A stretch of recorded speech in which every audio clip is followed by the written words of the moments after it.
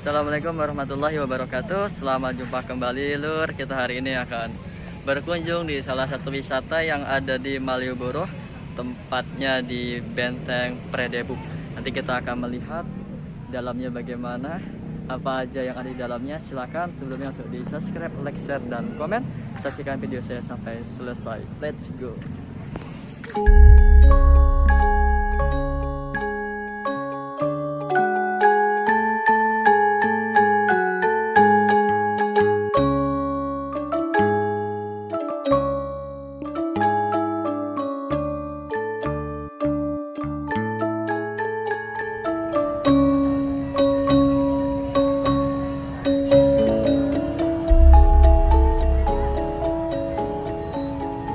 Nah ini ya, ini mereka lagi antri untuk masuk ke Benteng Predebuk.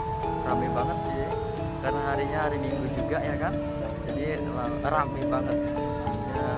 Jangan tunggu lama Lur, langsung aja kita ke tempatnya, tempat pembelian tiket. Nah ini ya, kita udah beli tiket untuk masuk ke Museum Benteng Predebuk. Nah, karena kita ke dalam nanti tujuannya mau melihat pameran seni.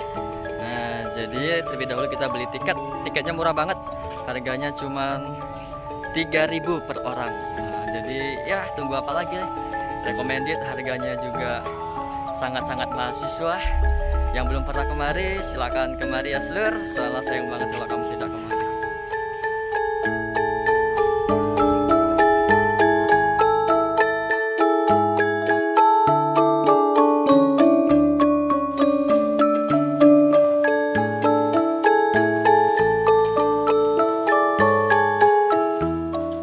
Lur, alhamdulillah pada hari ini kita masih diberi kesehatan, kesempatan, dan umur yang panjang.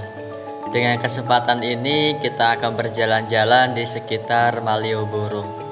Museum Benteng Predebuk adalah tujuan utama kita pada hari ini. Ingin menikmati di setiap sudut-sudut Yogyakarta tanpa harus mengeluarkan biaya yang banyak. Pas banget buat sedulurku untuk mengunjungi salah satu wisata ini. Bukan hanya biaya masuknya yang murah, namun pengetahuan dan wawasan sejarah juga akan kita dapatkan di tempat ini, terkhususnya mengenang serangan umum 1 Maret 1949. Benteng Predebuk merupakan salah satu bangunan yang menjadi saksi bisu peristiwa-peristiwa bersejarah yang terjadi di Yogyakarta. Semenjak pemerintahan kolonial Belanda masuk ke Yogyakarta, berdirinya Benteng Predebuk di Yogyakarta tidak lepas dari lahirnya Kesultanan Yogyakarta.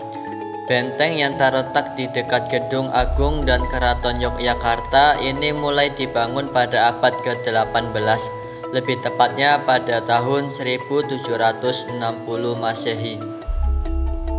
Benteng Predebuk dibangun oleh Sultan Hamengkubuwono I atas permintaan pihak Belanda. Belanda berdalih bahwa pembangunan benteng ini dimaksudkan untuk menjaga keamanan keraton. Namun sejatinya keberadaan benteng ini untuk memudahkan pengawasan pihak Belanda terhadap segala kegiatan Keraton Yogyakarta. Pada tahun 1942, benteng ini diambil alih oleh tentara Jepang yang telah menanamkan kekuasaannya di Indonesia. Hingga 3 tahun berikutnya, Benteng Predebuk digunakan sebagai tempat tawanan orang Belanda dan Indonesia, serta markas militer dan gudang senjata tentara Jepang. Pasca proklamasi kemerdekaan Indonesia, Benteng Predebuk diambil alih oleh instansi militer Republik Indonesia dan digunakan sebagai asrama, markas pasukan, dan juga sebagai gudang perbekalan dan senjata. Serangan umum 1 Maret 1949 merupakan respon atas agresi militer Belanda kedua. Peristiwa ini bermula dari pendudukan Belanda terhadap Yogyakarta yang kala itu berstatus sebagai ibu kota negara Indonesia.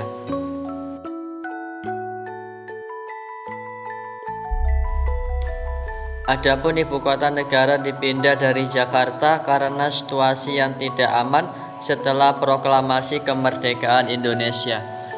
Jelang serangan umum 1 Maret, situasi Yogyakarta sebagai ibu kota sangat tidak kondusif.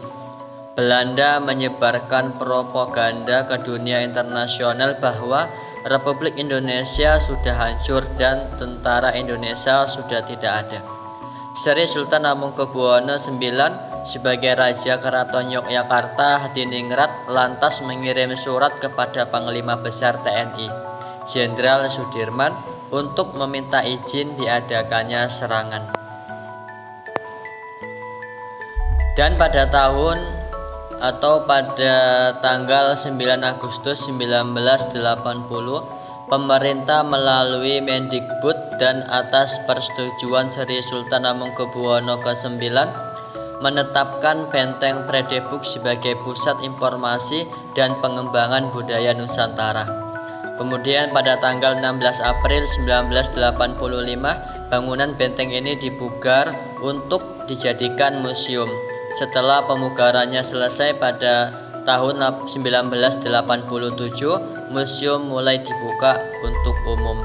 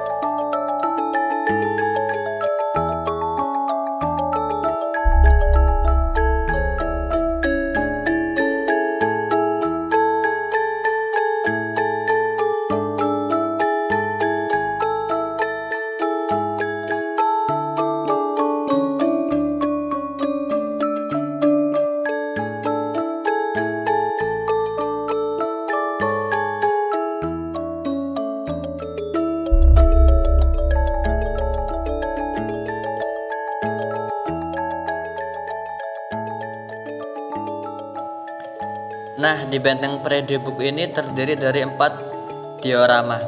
Diorama 1 terdiri dari 11 minirama yang menggambarkan peristiwa sejak periode Pangeran Diponegoro sampai masa pendudukan Jepang di Yogyakarta. Yang kedua atau diorama 2 terdiri dari 19 minirama yang menggambarkan peristiwa sejarah proklamasi kemerdekaan sampai dengan agresi militer Belanda di Indonesia. Lalu yang diorama ketiga terdiri dari 18 minirama yang menggambarkan peristiwa sejak adanya perjanjian Renville sampai pengakuan kedaulatan Republik Indonesia Serikat. Lalu diorama yang keempat terdiri dari 7 buah minirama yang menggambarkan peristiwa sejarah pada saat periode Negara Kesatuan Republik Indonesia sampai pada masa Orde Baru. Nah, ini ya, nanti kalau sedulurku yang berkunjung ke Benteng Predebuk, jangan lupa untuk melihat setiap momen-momen atau setiap diorama yang ada di dalamnya, biar mengenang sedikit sejarah, menambah wawasan, dan ini sangat-sangat bermanfaat buat sedulurku. Nah, itu dia Sedikit informasi yang dapat saya sampaikan mengenai review atau view-view apa saja yang ada di Benteng Predebook.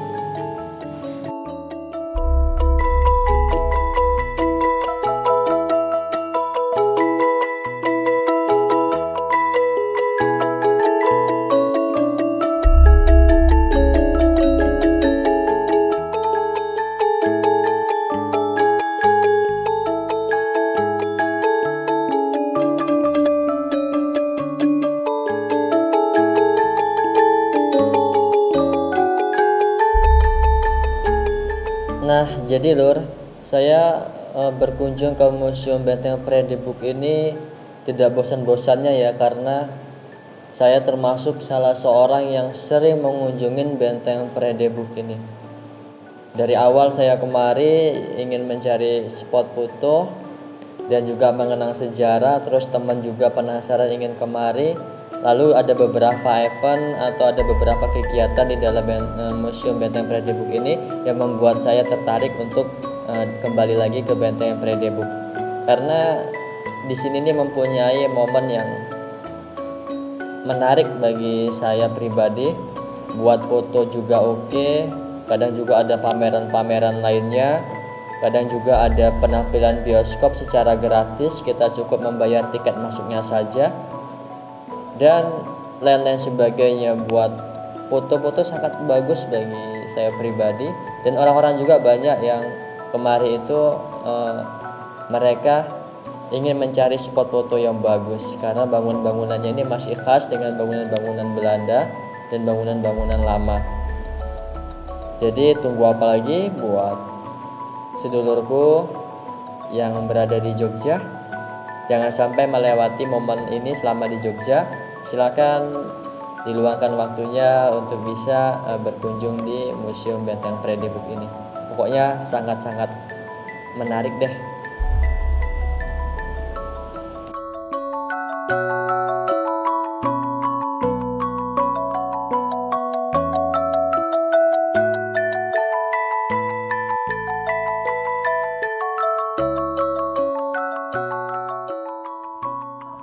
Oke, terima kasih Lur yang sudah melihat video saya sampai selesai. Jangan lupa untuk di subscribe, like, share, dan komen. Assalamualaikum warahmatullahi wabarakatuh.